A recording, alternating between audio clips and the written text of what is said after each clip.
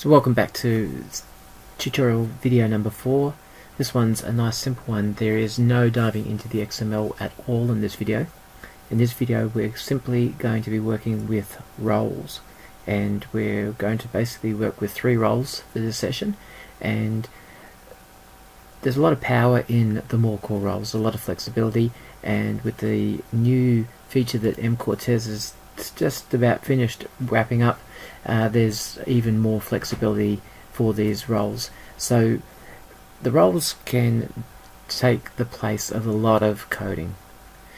This extension and whole rule set that we're going to build here, it's not necessary to build it all out to the level that we're doing. You can actually do a lot of things for most game systems, staying strictly within MoreCore and just using the roles and the character sheet.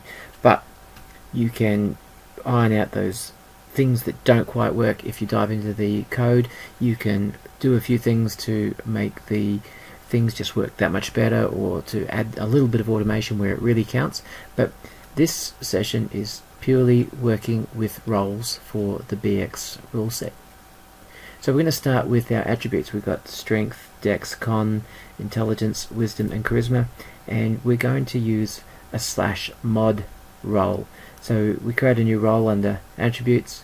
We're going to start with strength. We give the dice string /mod space, and our strength is 16, so it'll be /mod 2.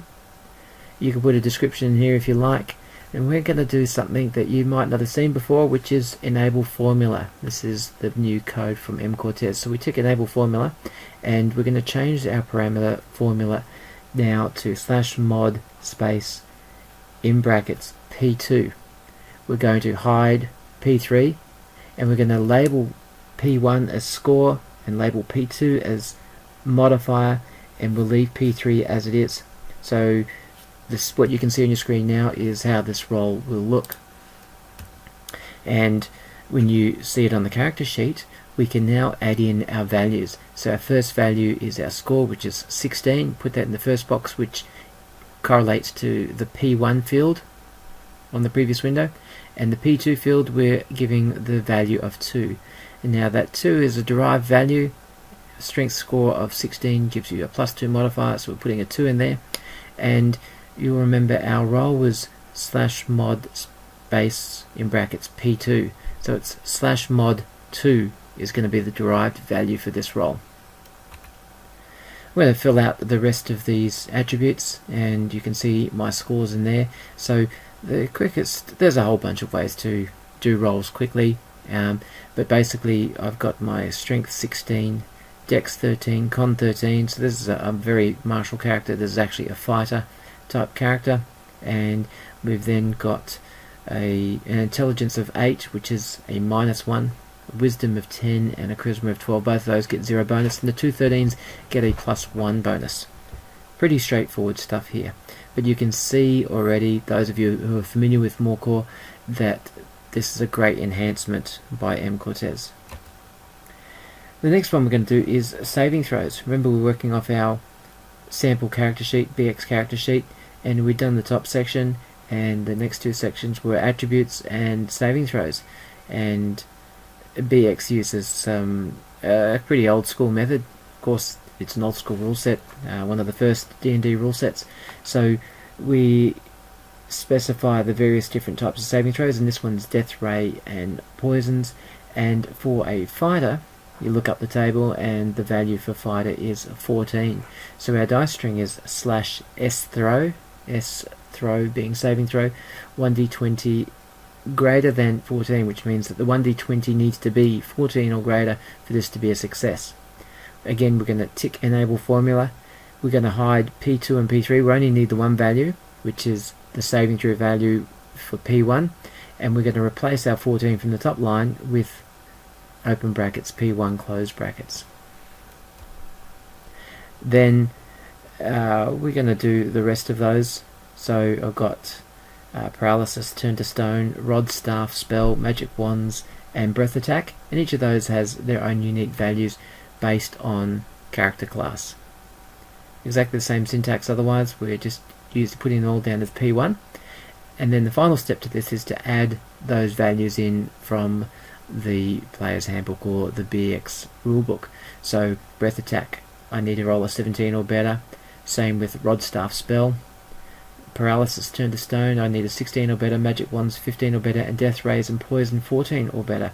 So I stick those in on the character sheet itself, and they populate the P1 fields, and then I can reference those in the parameter formula as P1.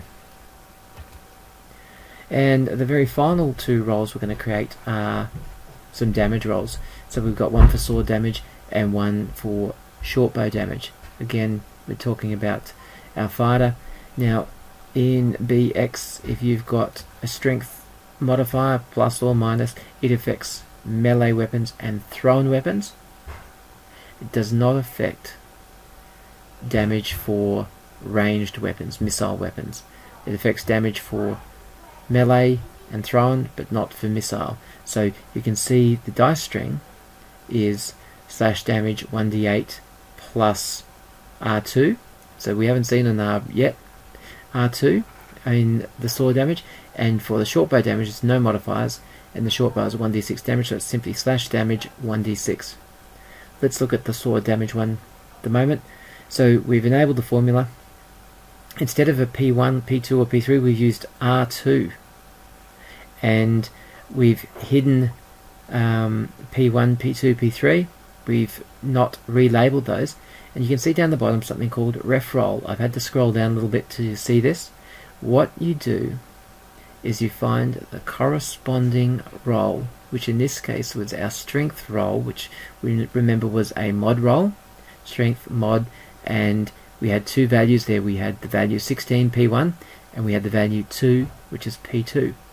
So I drag strength from the little star icon, I drag that onto the ref roll, and you can see it populates the field ref roll with the value strength, which is the name of my roll, and it also sticks a path in there. Now this is subject to change. There's a little bit of working still going on this, but what that does is it exposes the P1, P2 and P3s from that roll into this roll, but uses the values R1, R2 and R3. So remember, our P2 was our mod value of 2.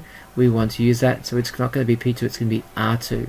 So I've adjusted my formula to be slash damage 1d8 plus R2.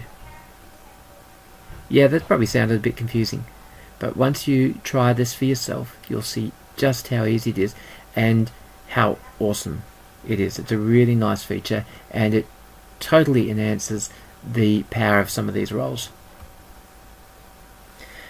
That's all we're going to do for this particular video. We've created basically 3 types of rolls. We've used a modifier roll for attributes, we've used a saving throw roll for the saving throws, and we've used a damage roll for the 2 types of damage that we're using. Once again, I hope you're following along and actually trying these codes out, trying these rolls out. If you follow along and you practice and you do it either in this, same as what I'm doing here for the BX rule set, or you can do it for your own system, you're going to learn this stuff a whole lot more, and you're going to slowly unlock the ideas and the methods of how to use MoreCore to, to be a really powerful platform. And once again, I really do hope that you guys will create something that you can share with the community, and we all get to enjoy your work. Thank you.